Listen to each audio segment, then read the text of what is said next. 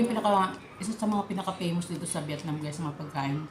Ganito sila lagi kumain, may gulay, tapos meron silang wrapper. Tapos may karne, tapos yung rice noodles hindi nawawala yan guys. Sobrang sarap. Hi guys! Hello everyone! Guys, kain tayo. Ayan, may binili ako dito Vietnamese food. Isa ito sa mga authentic na mga Vietnam food. Ayan guys, ang tawag nito, bun chak. Ayan guys, meron siyang rice noodles. Kinainan ko na kasi ito. Rice noodles, tapos may tofu. Pero dapat guys, meron pa tong pork or barbecue or ham, ganyan. Marami tong kasama. Kaso nga lang, kinain ko na. So, ito lang natira guys. And then, pagkatapos nito,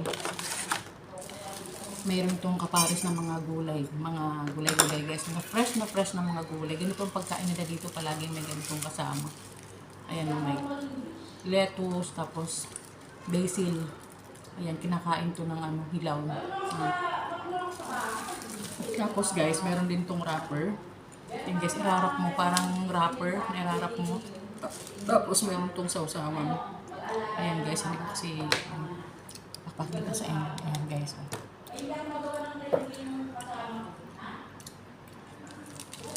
So ganito yung gagawin nyo guys. Lalagyan nyo ng gulay. Lalagyan nyo dito. Ito, lagyan nyo rin ito. Ayan.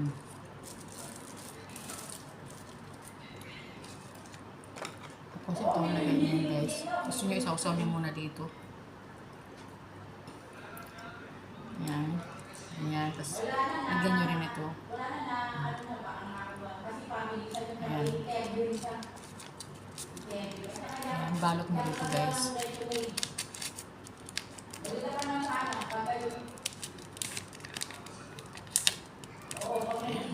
So, ayan na guys. Diba?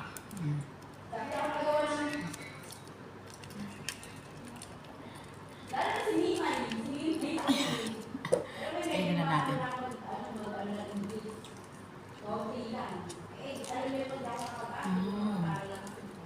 Guys,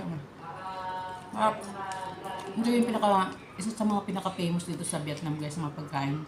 Ganito sila lagi kumain, may gulay, tapos meron silang wrapper. Tapos may karne, tapos yung rice noodles hindi nawawala yan guys. Sobrang sarap. Tapos healthy pa. Ito yung usually ng mga meals dito sa Vietnam. Pag pumunta kayo dito, hanapin ito guys. Sobrang sarap din.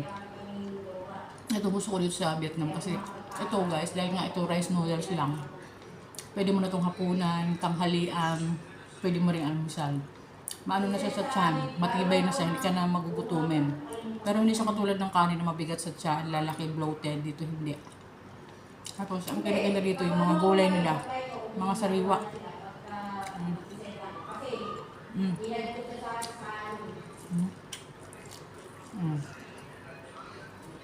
Meron tayong kape.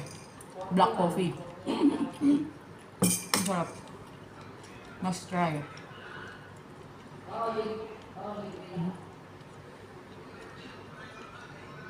Ito lang yung hapunan ko ngayon guys. Nga iba. Wala tayong budget dito sa Vietnam.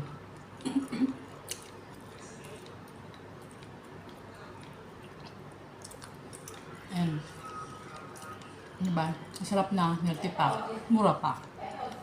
Wala yung sinasabi sa mga vlog ko guys, sa Vietnam napakamura ng mga foods nila. Kumbaga kahit low income ka lang, nakakakain ka ng masarap na pagkain kasi mura lang din mga pagkain nila dito, affordable.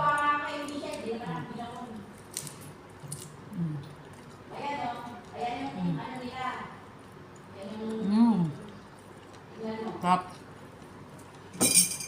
Nakain mo ng kape. Perfect na hapunan yan guys.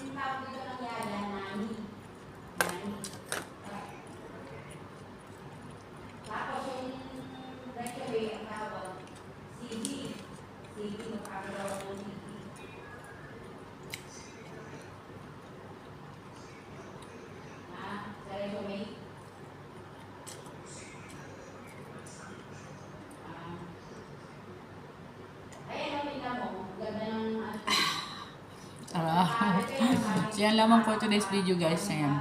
Pinakita ko lang sa inyo yung aking hapunan ngayon. See you again sa mga susunod na mga vlogs ko dito sa Vietnam at saka sa mga live streaming guys, nagla-live stream tayo. Ha? Then guys, thank you so much sa mga bagong subscribers ko. Thank you and welcome to Misali TV. Thank you so much guys. Bye-bye.